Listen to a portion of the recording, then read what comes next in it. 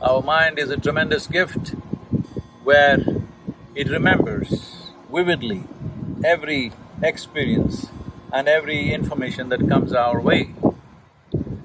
Well, this can be transformed into a phenomenal imagination, but if you lose control over your imagination, if you lose the discrimination as to what is imagination and what is reality, what is future, what is present and what is past, then your mind will become your greatest enemy.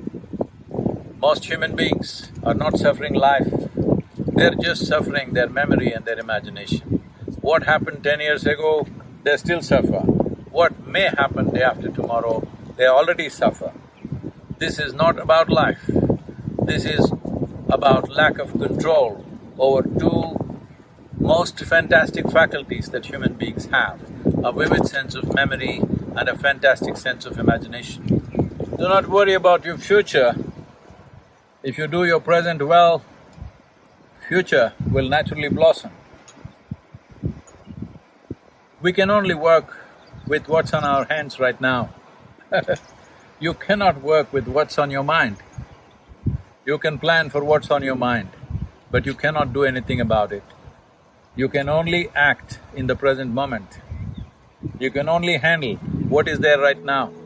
Those of you too engrossed in your own thoughts and emotions, constantly being maybe on social media or something, I think you must get rid of your phone and take a walk in the forest. If it's not possible every day, at least 1 or 2 days in a month, you might get lost somewhere. Just be in nature all by yourself, walk, sit, observe. If you pay enough attention, you will see.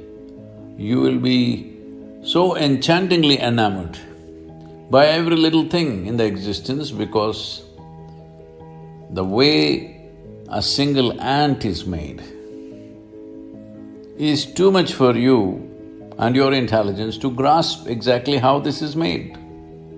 Those who have not peeled their eyes to the creation get too enamored with their own mental creations, which is their thought, the juicy part being emotion. When your thought and your emotion becomes more important than the Creator's creation, that means you have become a perceptual tragedy. You have not realized the nature of life at all. We know many things, we can do many things, but we do not know anything in its entirety. So this is the nature of the existence. If you pay attention to it, naturally your own thought and emotion will sink to the background. You can still enjoy them, but you know how insignificant it is. So it's very important that if you want to experience the multifarious dimensions of life, you have to be non-serious. You become serious only because you have taken your own existence too seriously, though we exist here for a minuscule amount of time in this cosmos. This is a vast cosmos. The very planetary system, the solar system in which we exist is a speck. In that, planet Earth is a micro speck. In that micro speck, the place you live or the city you live is a super micro speck. In that, you have become a big man or woman, and that's the reason why you're so serious about life. It's a brief amount of time that you have as life. In this, if you take yourself too seriously, you are one big joke.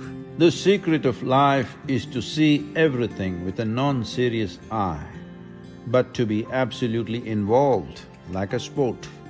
So be a sport for life. If you want to be a sport for life, you have to be able to see that your existence is of consequence for the times in which we live, but not of eternal consequence unless you touch the eternal dimension of who you really are. It's such a brief life, only in doing what you truly care for will your life become worthwhile. If genuine involvement has to come in your life, for you to give yourself absolutely, you must be doing something that truly matters to you.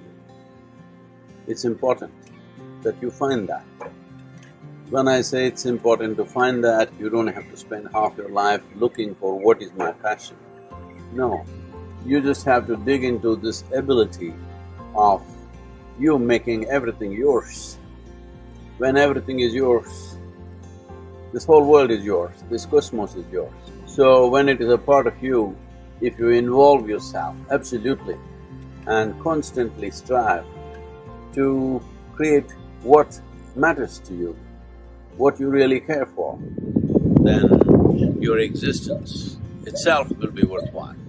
Not necessarily your actions, not necessarily what you achieve and may not achieve, but your very existence will be truly worthwhile, because just to breathe and be is a phenomenon.